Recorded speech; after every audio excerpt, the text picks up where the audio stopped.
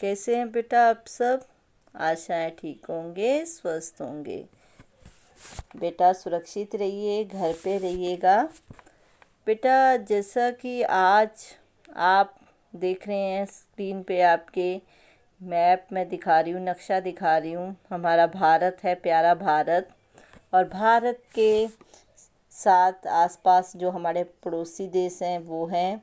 तो बेटा आज हम एक देश की यात्रा पे चलेंगे।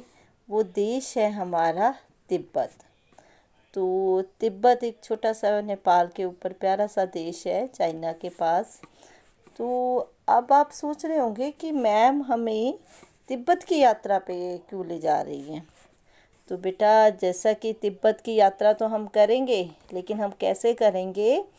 हमारी जो क्षितिज की किताब है उसके पाठ के ज़रिए। कौन सा पाठ है हमारा? वो लहासा की और है ना, जो कि किसके द्वारा रचित है, किसके द्वारा लिखा गया है? राहुल संकृत्यायन के द्वारा।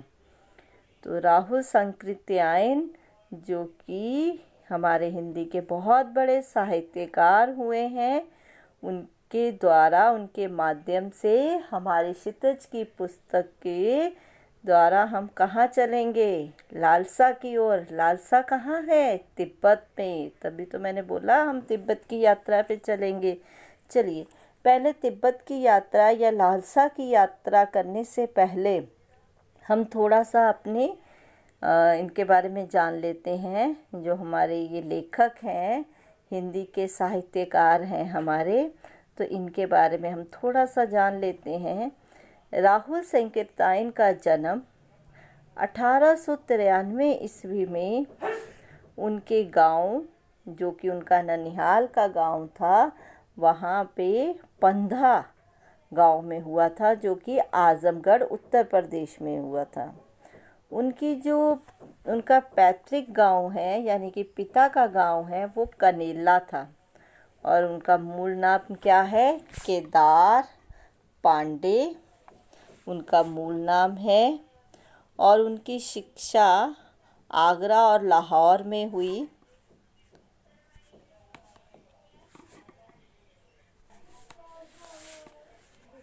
उनका जो पैतृक गांव है वो है कनेला। और उनका जो मूल नाम है उनका केदार पांडे था। उनकी शिक्षा काशी, आगरा, लाहौर में हुई। सन 1930 में उन्होंने श्रीलंका जाकर बौद्ध धर्म ग्रहण कर लिया। तभी बेटा आप देखिए ऊपर उन्होंने बौद्ध दर्शन, उनकी ये एक बहुत ही अच्छी पुस्तक है उनके बारे में। तो ये यात्रा करने के बहुत शौकीन थे। तो इनका नाम राहुल संकृत्यायन हो गया जब इन्होंने बौद्ध धर्म को अपनाया। राहुल जी पाली, प्राकृतिक, अपभ्रंश, तिब्बती, चीनी, जापानी, रूसी, ये बहुत सारी भाषाओं के जानकार थे। उन्हें महापंडित भी कहा जाता है। सन 1963 में उनका देहांत हो गया। तो राहुल संकृत्यायन ने उपन्यास, कहानी, आत्मकथा, यात्रावृत्त, जीवन आलोचना, शोध आदि अनेक विधाओं में, हिंदी की जो विधाएं हैं उनमें साहित्य सृजन किया, अर्थात साहित्य लिखा। इतना ही नहीं, उन्होंने अनेक ग्रंथों का हिंदी में अनुवाद भी किया। मेरी जीवन यात्रा के 6 भाग, दर्शन दिग्दर्शन, 22वीं सदी, बोलगा से गंगा, भागो नहीं दुनिया को बदलो, दिमागी गुलामी, घुमक्कड़ शास्त्र उनकी प्रमुख कृतियाँ थी। वे ये बेटा इनको घुमक्कड़ भी कहा जाता था, घूमने के ज़्यादा शौकीन थे। तो इन्होंने इसमें यात्रा साहित्य बहुत सारे लिखे, जिनमें एक तो ये मैंने बताया आपको मेरी जीवनी यात्रा, जिसके कि 6 भाग हैं। राहुल यात्रावली, घुमक्कड़ शास्त्र, किन्नर के देश में यात्रा, यात्रा के पन्ने, हिमालय परिचय आदि। तो ये सारी हमारी इनका ये साहित्य इनके द्वारा लिखा गया। इसके अलावा इन्होंने जो साहित्यिक पुस्तकों की रचना की वो 150 के लगभग है। राहुल जी ने बहुत सी लुप्त प्राय सामग्री के बारे में, जो लुप्त होती जा रही है उसके बारे में भी इन्होंने लिखा। यात्राविद लेखन में राहुल जी का स्थान अन्यतम है। इन्होंने घुमक्कड़ी का शास्त्र रचा। घुमक्कड़ी होता है ना, घूमने वाले, और उनसे होने वाले लाभों का विस्तार से वर्णन करते हुए मंजिल के स्थान पर यात्रा को ही घुमक्कड़ का उद्देश्य बताया। तो बेटा ये था इनका परिचय। थोड़ा सा ये जो हमारा पाठ है ल्हासा की ओर, ये हमारा बेटा तिब्बत की यात्रा इनके द्वारा रचित जो रचना है उससे लिया गया है। तो चलिए मैं थोड़ा सा पाठ शुरू करती हूँ, आपको समझ आएगा ये पाठ। तो लेखक के ये जो तिब्बत यात्रा का प्रथम तिब्बत यात्रा, पहली इन्होंने यात्रा लिखी थी प्रथम तिब्बत यात्रा, उससे लिया गया है। उन्होंने 1929 और 30 में ये तब की लिखी हुई है हमारी यात्रा, तिब्बत की यात्रा, जब वो तिब्बत गए थे घूमने के लिए। उसके बाद उन्होंने एक पुस्तक लिखी जिसमें पूरी तिब्बत की यात्रा का वर्णन किया है। तो ये 1929 और 30 की बात है, जब हमारा देश अभी आज़ाद भी नहीं हुआ था। तो चलिए पाठ शुरू करते हैं। कहते हैं 1929 और 30 में नेपाल के रास्ते ये यात्रा की थी उन्होंने। उस समय भारतीयों को तिब्बत यात्रा की अनुमति नहीं थी, जिस कारण से लेखक ने यात्रा भीख मंगे के छद्म में की। ये छद्म दिख रहा है कैसे उन्होंने ये यात्रा की। इस पाठ में उन्होंने ल्हासा की ओर जाने वाले दुर्गम रास्तों का रोचक वर्णन किया है।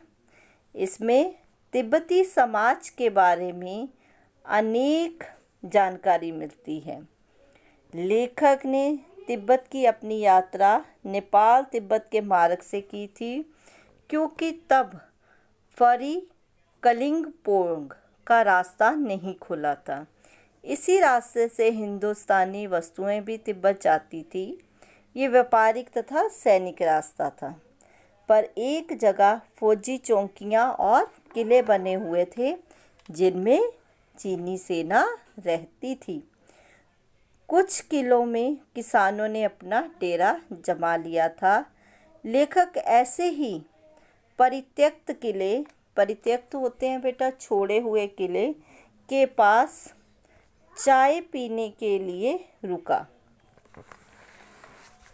तिब्बत में यात्रियों के लिए कुछ अच्छी बातें भी हैं तो कुछ तकलीफ़ें भी हैं।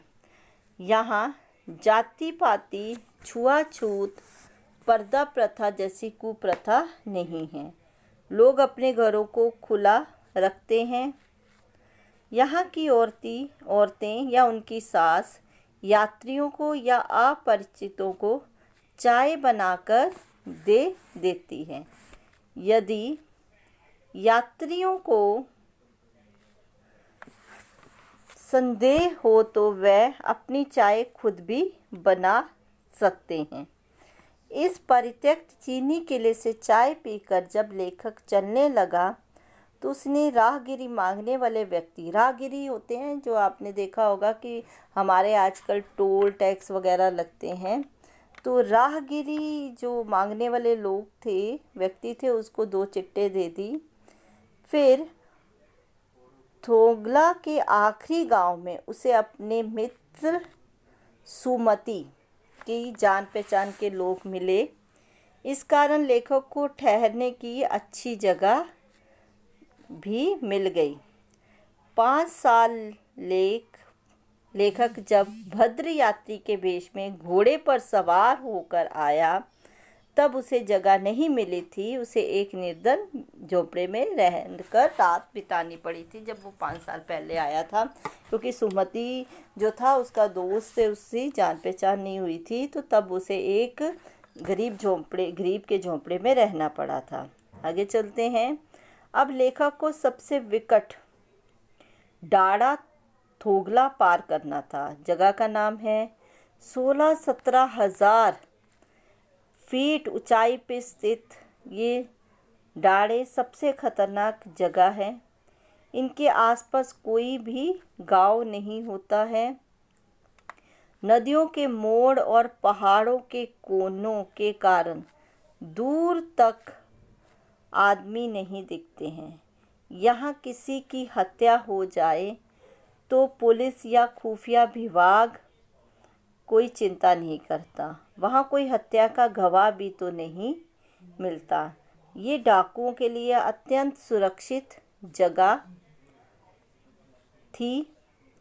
डाकू आदमी को पहले मारते थे और फिर लूट के लिए माल खोजते हैं। हथियार का कानून ना होने के कारण लोग हथियार लेकर घूमते हैं।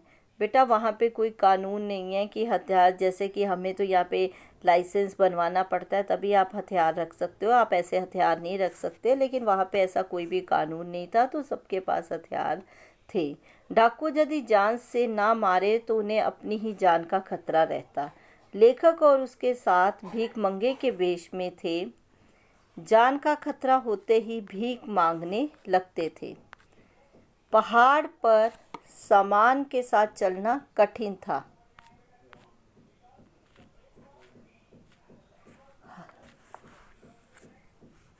लेखक और इसलिए लेखक ने 2 घोड़े कर लिए और चलते चलते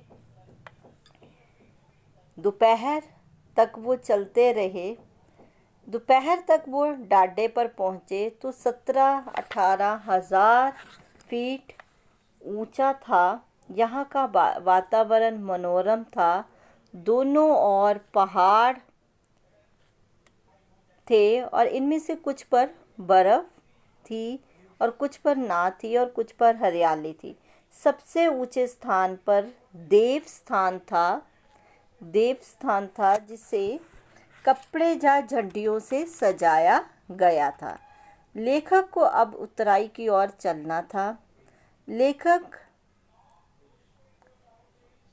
और उसके साथी धीरे धीरे चलने लगे, लेकिन लेखक अपने साथियों से बिछड़ गया। लेखक का घोड़ा धीरे धीरे चलने लगा। लेखक उन सब से बहुत ही पीछे रह गया। इसी बीच वह रास्ता भटक कर कहीं और चला गया। फिर वापस वो अपने रास्ते लौट कर आया। 4 बजे के करीब लंकोर पहुंचा, जहां उसका जानकर कौन था, सुमति, उसकी प्रतीक्षा करता मिला। वह बहुत गुस्से में था। सारी बात जानकर उसका क्रोध शांत हो गया कि लेखक रास्ता भटक गया था। लंकोर में वह अच्छी जगह रुका, जहां उसे खाने को सत्तू, चाय और रात में गर्मा गर्मा थुक्पा क्या मिला पीने के लिए। बेटा ये खाद्य पदार्थ है जो कि बनाया जाता है, ये आपको दिख रहा है, ठीक है। फिर लेखक और उसके साथी अब तिगड़ी के विशाल मैदान में थे। उसके चारों ओर पहाड़ थे, जिससे ये मैदान टापू जैसा दिख रहा था। इसी मैदान में तिगड़ी गिरी की समाधि गिरी है। यहाँ भी सुमति के जजमान थे, जजमान की जिनके घर में वो आता जाता था। वह जजमानों के यहाँ जाना चाहता था। बोध गया से लाए गए गंडे खत्म होने पर भी लाल कपड़े का गंडा बनाकर बांटना शुरू कर देते थे। बेटा ये गंडा क्या है कि एक लाल कपड़ा होता है, उसको गांठ मारकर वो अपने पास रखते हैं। लेखक ने उन्हें ऐसा करने से रोका। लेखक को भरिया ना मिल पाने के कारण भरिया होता है कि जो सामान अपने ऊपर ला सके, यानी कि सामान को ढोने का कोई साधन, तो वो उसको खुद ही लेके चलना पड़ा। तिब्बत की कड़ी धूप में 2 बजे सूरज की ओर मुंह करके चलने में गर्मी लग रही थी। सुमति अपने एक जजमान से मिलना चाह रहे थे, इसलिए उन्होंने शेखर विहार की ओर चलने के लिए कहा। जगह है शेखर विहार, वहाँ चलने के लिए उन्होंने कहा। तिब्बत की जो ज़मीन थी वो ज़मींदारों में बटी हुई थी, जिनका ज़्यादा हिस्सा क्या था, मठों के पास था। जागीरदार मजदूरों से बेगार में खेती कराता था। बेगार होता है बेटा कम पैसे में खेती कराना या कम पैसे देना। खेती की देख रेख के लिए भिक्षु भेजे जाते थे जो राजा से कम नहीं होते थे। शेखर की खेती के मुखिया लेखक से मिले। वहाँ एक सुंदर मंदिर था, उसमें कुंजर की हस्तलिखित 103 पोथियाँ रखी थी। कुंजर द्वारा जो हाथों से लिखी हुई थी पोथियाँ होती हैं किताब के रूप में रखी हुई। एक एक पोथी का जो वज़न था वो 15-15 सेर था। सुमति अनुमति लेकर अपने जजमानों के पास चला गया। तिगड़ी गांव वहाँ से दूर नहीं था। लेखक ने सामान उठाया और भिक्षु नम से विदा लेकर चल पड़ा। अब ये था बेटा लेखक की जो यात्रा, उन्होंने हमें तिब्बत की यात्रा के दौरान उनका एक भाग जहाँ पे वो एक स्थान था लहासा की जगह, उसकी यात्रा की थी। बेटा ये वहाँ की सारी तस्वीरें जो मैंने आपको दिखाई, अब देखिए कितनी सुंदर यात्रा रही होगी उनकी। तो ये सब आपने देखा। उसके बाद बेटा पाठ, मान लीजिए आपने मेरे से सुनाई हुई कहानी सुनी, उसके बाद क्षितिज किताब में भी आप एक बार पढ़िएगा तो उसके बाद ये शब्दार्थ जो है आपको अच्छे से समझ आ जाएगी। मैंने आपको जैसे डांडा, ऊंची ज़मीन, थोगला तिब्बती सीमा का एक स्थान है, बीठे, टिल्ले के आकार सा ऊंचा स्थान, कंडे जो आप देखते हो ना, हम गाय भैंस के गोबर से बने उपले बनाते हैं, थुक्पा जो कि मैंने कहा था एक खाद्य पदार्थ है, सत्तू या चावल के साथ जो मूली, हड्डी और मांस के साथ पतली लेई के साथ पकाया गया है। ये मैंने इसका आपको एक पिक भी दिखाई थी जो कि सूप की तरह लगता है। गंडा, मंत्र पढ़कर जैसे गांठ लगाते हुए धागा या कपड़ा, लाल रंग के कपड़े में ज़्यादातर वो धागा गांठ लगाते थे। भरिया, भार वाहक यानी कि भार ले जाने वाला कोई साधन। और उसके बाद है दैनिक वस्तु, ये स्पेनिश उपन्यासकार है, उनका ये है डॉन क्विक्सोट का नायक है जो इसका नाम है ये। उसके बाद बेटा अगर आपको पाठ सुनकर नहीं समझ आ रहा है तो आप ये सारांश पढ़ सकते हैं, इसको पढ़िए। उसके बाद आपके पास क्षितिज की किताब भी है, उसमें से भी आप पढ़ सकते हैं। तो बेटा ये था आपका पाठ पूरा। आशा है आपको समझ आ गया होगा। अगर इसमें कुछ भी आपको समझ नहीं आ रहा तो आप मेरे से ऑनलाइन क्लास में डिस्कस कर सकते हैं। बेटा सबसे पहले तो ये देखिए कि कितने सुंदर दृश्य उन्होंने दिखाए हुए हैं। अगर आप इनको अपने दिमाग में रख के इस पाठ को पढ़ोगे तो ये पाठ आपको बहुत ही आसान लगेगा। ठीक है बेटा, ये जैसे मैंने बताया था भीख मंगे शदम वेश, तो ऐसा वेश वो बनाते थे। और ये उनके जो तिब्बती समाज है लालसा की ओर का, जो मैंने शुरू में बताया कि उनके वहाँ पे क्या था, वहाँ पे जाति पाति यानी कि आप तो देखते हो ना हमारे भारतीय समाज में 1929 और 30 के समय में पर्दा प्रथा जैसी जात पात छुआछूत को तो बहुत मानते थे। लेकिन देखो कितनी अच्छी बात है कि तिब्बत समाज में इन सब के लिए कोई भी स्थान नहीं था। अर्थात वहाँ पे पर्दा प्रथा, औरतों को घूंघट वगैरह करने के लिए कोई भी ऐसा व्यवस्था नहीं थी, कि ऐसी भी कोई भी कुप्रथा नहीं थी, ना ही जाति पाति का कोई भेदभाव था, ना ही छुआछूत थी। और वहाँ के लोग अपरिचित लोगों को भी चाय बनाकर पिला सकते थे, वहाँ की औरतें भी। अर्थात उस समय जो वहाँ का समाज था वो ज़्यादा विकसित नज़र आता है। ये बेटा उनकी सारी यात्रा वृत्तांत है जो मैंने आपको करा दिया है। लहासा की ओर जो पाठ है क्षितिज का दूसरा, राहुल सिंह कृत्यायन द्वारा लिखा गया ये पाठ है। राहुल सिंह कृत्यायन जो है वो यात्रा वृत्तांत लिखते थे, अर्थात बहुत सारी यात्राएं करते थे, घुमक्कड़ प्रवृत्ति के व्यक्ति थे वो। तो उन्होंने ये तब लिखी है। इसको आप पढ़ लीजिएगा। अगर नहीं समझ आती हैं तो फिर हम ऑनलाइन क्लास में भी एक बार इस पर चर्चा कर लेंगे, और इसके प्रश्न उत्तर पे मैं आपको PDF के ज़रिए उपलब्ध करा दूंगी। शुक्रिया बेटा, ध्यान रखिएगा अपना और अपने परिवार का। धन्यवाद।